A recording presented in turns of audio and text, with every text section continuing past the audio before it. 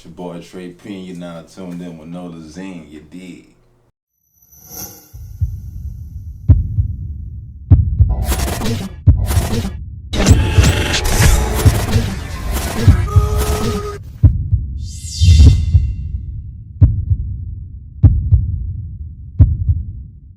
Right. So, hey, but you from New Orleans. Hey, but you had to, hey, but move out the slums.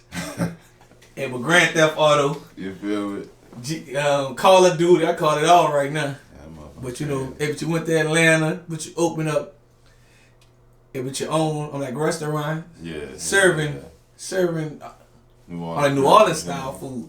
Yeah. So, tell the world, how did that, come about? Shit.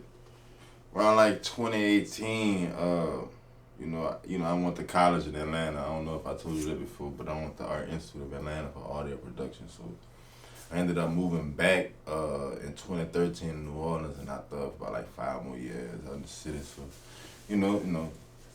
small mind, big minds inquire most. So I ended up I was like, man, I gotta get back to the A type shit. I kind of felt myself slacking on what I was doing, because I had the studio out here on Lake Forest called Nolazine Sound Lab, but that ended up getting shut down. So when my business got shut down, I'm not the type to not do something for so long. I can't not do nothing. You feel what I'm saying? So I felt like I wasn't doing. I got bored, so I'm about to go move to Atlanta and try to figure that shit out again. You feel what I'm saying? I actually went back to go finish my program that I started at the college I went to, but COVID hit. So I'm basically out there with a whole apartment, thinking I'm about to have financial aid assistance. None of that shit, that was over with. So I was like, shit, I gotta open up something. I gotta go take a whim and see what I'm gonna do. So I hollered at moms and shit. Moms was like, man, probably could do a restaurant or some shit like that. And it was just something she said and kind of manifested itself with the Neo's situation, with her and her relationship with Neo's. Then we ended up down the line starting our own business called New Orleans Creole Cuisine, and we here now. You know what I'm saying? It just happened type shit. And I'm glad that you're opening that in Atlanta, because a lot of food in Atlanta suck. How you feel about that? I want Atlanta food. Yeah, because if you all business on there now, so if you can't go too hard, but it don't have that certain spice and season. You gotta know where to go to. You know what I'm saying? I ain't gonna lie. When I first got out there, by me being from New Orleans, I'm used to a certain taste. So it's when I first started going out there, it was just I don't want to fuck with nothing. You know what I'm saying? That was really one of the main things that made me want to open up a restaurant, because it was I couldn't find nowhere for me to eat, for me to to adjust to where I'm at. Because you gotta, I can't just hop in that bitch start eating wings every day like these niggas. You know what I'm saying? I gotta have my hot sausages. I gotta have my gumbo sometimes. I gotta have shit sometimes. You open a gas station. It's lit, huh? Well, I kind of had my hand in some shit like that I was about to open, but I kind of put that on pause because of the restaurant that you know what I'm saying? But yeah, man, they love our food, you know what I'm saying? They love our food, but they definitely got some shit out there. They got a lot of good restaurants out there, and a lot of the restaurant owners out there are from New Orleans, you know what I'm saying? Right. The niggas don't be knowing, even the big club owners, he from New Orleans, the opium nigga from New Orleans, a lot of people is from New Orleans. So it's a lot of inspiration down there. It's a lot of good food you gotta really look for out there, you feel me? So there's a lot of nasty spots, but a lot of nasty spots everywhere.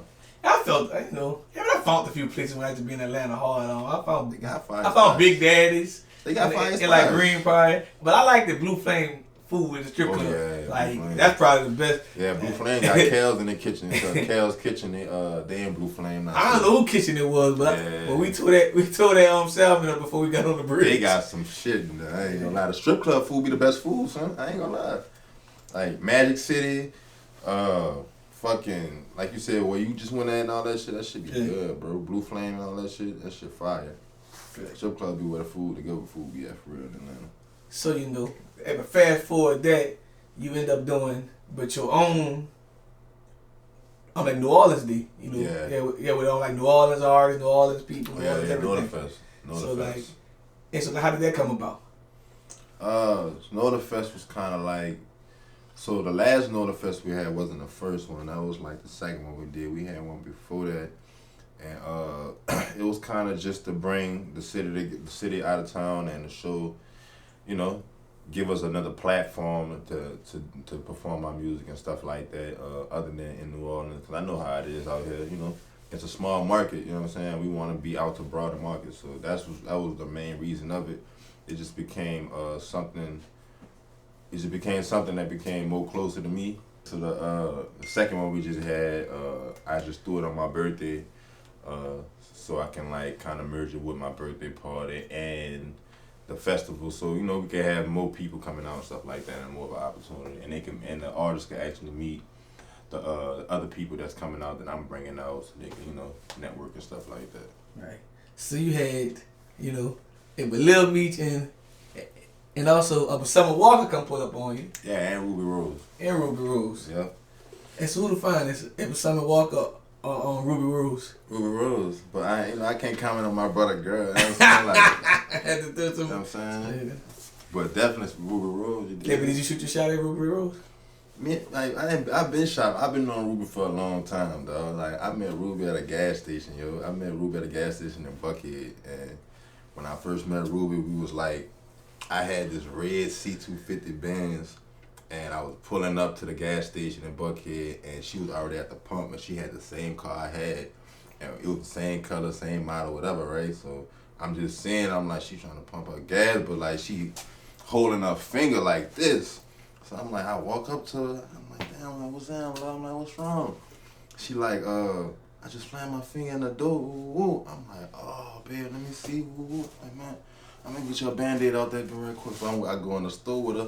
I go get some peroxide and a Band-Aid. Woo, wrap that bitch up top. I'm like, man, look, we got the same code. Woo, mama, let me just get your number, you hear me? And she gave me a number, and then we talked a few times or whatever, but it was really nothing after that. She had blew up after that. So after that, it was kind of like she was up, you know what I'm saying? Like, and I was doing my thing. I was kind of in New Orleans and shit. She was on like wanting to spend time with me and shit, like in Atlanta. But I was in New Orleans. She thinking I'm in Atlanta. It was some crazy shit. Yeah, Ruby my dog though. Like that's my dog for real. And you think you missed your shot? Hell nah. Hell nah. I mean, I feel like we cool. Like it's my dog. Like if it's gonna happen, it's gonna happen. It's gonna happen. It's gonna happen. Like I much rather have that relationship her as my dog. You know what I'm saying? Before I fuck it up. Not being consistent. It's busting up and keep moving on. Chill out. You know what I'm saying? Just chill. But yeah, it's my dog. Shout out to you, Rube. I appreciate you coming through for my B-Day. You know what I'm saying? Gotcha. So like, before your relationship with Lil Meech, how did that come about? I mean, I've been on Meech since when he came out here in New Orleans with when Lou had him out here for at the hookah joint, and he went to the strip club after that. So, that nigga was everywhere. That nigga just went it was like that shit looked like Lil Meech went to about 30 different places. That nigga was everywhere. But the hookah joint funny because I want to comment with somebody saying, man, they had Lil Meech on top of the bridge. But the thing is, on the picture, it looked like, because the bridge right there. Wait, they had Meech outside by the bridge? No, like the hookah joint got the bridge on top of the background when you outside. Oh, you talking about on the back, on the patio? Yeah, the patio. Yeah. So it looked like he was on the bridge. He said, man, I said, no, man, that's how the club made. New Orleans niggas fucked up, dog. I saw somebody try to make a meme, say, man, they had Meech all over top of the bridge. Yeah, and then we ended up getting casted for BMF because I had recently started acting, and my agent was showing me a lot of auditions they was having. So I got casted for it, and then when I started acting on set, I had a scene where I was together with him, and then he saw me and I saw him, and I'm like, man, I know you. I'm like, man, I'm Blue People. Woo. He's like, oh yeah, woo. So everybody looking at us like, oh, like you know him. Woo. So after that, the relationship on set became different once everybody knew that I knew Meech and stuff like that. So they kind of like looked out for me a little bit more and kind of put me in the mix, you know what I'm saying, per se. Oh, you in the background? Yeah, I went from regular background. Regular background to somebody. Man, I tried to play in the movie. I said, fuck this shit, man. They trying to feed us the breakfast food that the main people had earlier that day. I said, they treat over background. Yeah. But that was like one of the main dilemmas I was having on set. But like that was my real first set experience, and I got to experience how a nigga got to treat me before they knew I knew Meech. And they had me eating, try to get me to eat slop. And like when I was like, I'm not eating that, boy. You got them niggas eating that. I'm like, you got us eating that, and you got celebrities eating like gourmet. Man, I might go by over there. So every time we have break and lunch, you know, the background lunch and the main lunch is different. But I'm like, I'm making sure that I'm like, you know, like, man, we all going to lunch, me, woo, da da da. I'm gonna come over there. I'm getting plates.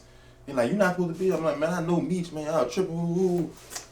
Getting the plates, and then like, once the fucking other background niggas started looking at me, like, man, hold up, man, how he get to eat over there? Ooh. I'm like, man, y'all worry about the wrong thing. You know what I mean? Always worrying about the next man. That shit, boy. That's all on y'all. Y'all should have said something. So I got this question for you before we jump into something else. Actually, pertaining to how much was the pay for background? So that shit was like $125 a day. Yeah, I told him. I said, man, you be out there all day for $100. Like I could have made that multiple times. I said, I see why these people on the actor strike. Yeah. I mean, it's bad, but fuck. I mean, background, you can't really complain about much when you just in the background. You know what I'm saying? And you never know how long you might be on set. You know what I'm saying? That $100 might turn into something. You know what I'm saying? It might turn a little $1,400 every 2 weeks. You never know. So, just depends. It be like $125 though, but hey, it's the hustle. It's the hustle. Once you get up there, niggas will start paying you that bag. Facts. I'm in acting class every week. I'm hustling for my shit. You feel what I'm saying? Like. And so, what you want to do more? You want to act or you want to rap? I'm a jack of all trades. I love everything that I do. I don't not do nothing that I don't love. Like the effort that I put into, like the same effort that I put into the restaurant, the same effort I put into my music, the same effort I put into acting. All that shit gonna be great. You feel what I'm saying? Right. But shit, I love it all. Fuck, the acting shit is fun. I've been acting for like a year now, so it's something new to me, and I'm learning. So like, I kind of like to feel like I like the skill of learning. You know what I'm saying? And watching the craft grow. Gotcha. Yeah. So, the New Orleans music scene has actually, grew ever since we did the last interview. And so how you feel about it, like right now, like moving forward? I like it. I mean, we did the show last night, and I just saw like how younger the crowd has gotten and shit like that. I'm like, damn, you know what I'm saying? Like, they don't even know who you is. Huh? Yeah, it's crazy. So it's like, I think. Man, look at that boy, man. Look at that big Terry, man. What the fuck? What's that word? You hear it, man? What's that word, my boy? What's that? Yeah, Terry Global come jump in the middle of the interview. Hey, that's that Dallas shit. You got that rig set up? You feel me? Okay. God bless the dead, man. Hey, but Big D told me to get all that stuff. I'm on the rig. I'm on the way. Yeah. Yeah, bro. Yeah, it's a blessing, new dog. All this shit is a blessing, dog. I love it all. Yeah, cause like last night, man, I ain't lie, I was outside, but I saw the police and said, man, last time I saw this episode, they were trying to grab NBA YoungBoy. So I said, maybe trying to grab a rapper, man, so I ain't coming in. I saw your boy Reggie out there recording everything. Reggie Art? Yeah, I just met him. I didn't know exactly he be what on he the did. scene. That nigga be on the scene. I said, how the fuck you be making it from the first court to the East that fast? That motherfucker be on the scene. So boom, after the show, I'm out there, that boy out there still recording like this. I'm like, man, did your phone battery that boy, huh? That boy, man, that nigga probably got a mobile charger, a walk around charger. I'm just calling shit a wireless charger. A mobile device, huh? Yeah, he on the scene, boy. Gotcha. So with that being said, being in this for over 10 years now, what do you enjoy about it, and like what do you hate about it? I just love to see the people grow and shit. I like to see something go to nothing. You know what I'm saying? Same concept. I like the fact that I know more than what I used to know, and the perspective is different now. You know what I'm saying? I'm more boss mindset, entrepreneur, and all that. You know what I'm saying? So everything is bullshit right now. Everything popping, everything they got going on. All my people around, everybody's straight. So it's like I'm just grateful. I'll give it all to God. You know what I'm saying? I'm still here. I'm 30 years old. You know what I'm saying? I got the blessed stage, and I ain't got the blessed in a long time. I think the last time I blessed it when I on for Currency concert, and that was like about 10 years ago, something like that.